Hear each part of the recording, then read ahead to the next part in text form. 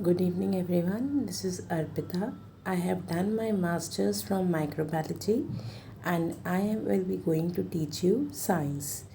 I have I am having a total experience of almost 7 years in teaching, and I would try my best to make the subject as easy, as convenient as possible. I would like to give you a demo of a topic cell which is given in your class 8 book. Cell, it is a part of a biology chapter. I know you might not be having any idea, but science is having its three branches: physics, chemistry, and bio.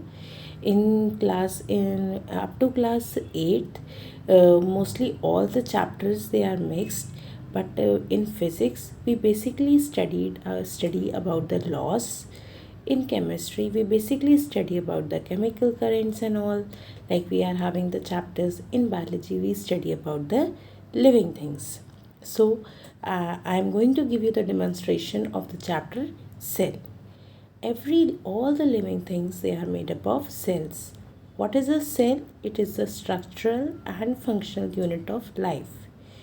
The first scientist, he was Robert Hooke, who was studying the cork-shaped cells, cork-shaped structures, and he found that there were tiny microscopic units present, and he has given the name cells to these microscopic units. So Robert Hooke, he was a scientist who first of all developed the cell, who named the cell. A cell can be categorized on the basis of number present. That means an organism can have a single cell like bacteria. An organism can be made up of more than one cell like we humans. So on the basis of number, cells are unicellular, I can say organisms are unicellular and multicellular. Unicellular means made up of one cell, and multicellular means made up of more than one cell.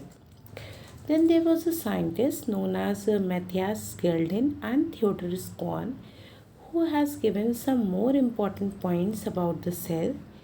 He has told that all the living things, they are made up of cells, and each and every cell arise from pre-existing cell. That means all cells arise from pre-existing cells, and the cell, they form the structural and functional unit of life. When I say this line that the cell forms the structural and functional unit of life, I mean to say that cell, what the basic structure, we know we have liver, we know we have kidney, these are organs, but the basic structure, that is called as cell.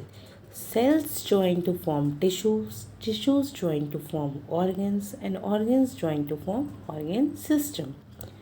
So this is the basic structure, and every cell is said to perform a particular function. So that is why I told you that cell is the structural and the functional unit of life.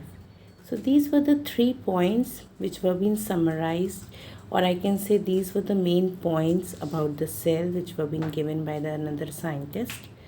Then on the basis, like we know that in the living things we have basically two categories: living plant cells and animal cells.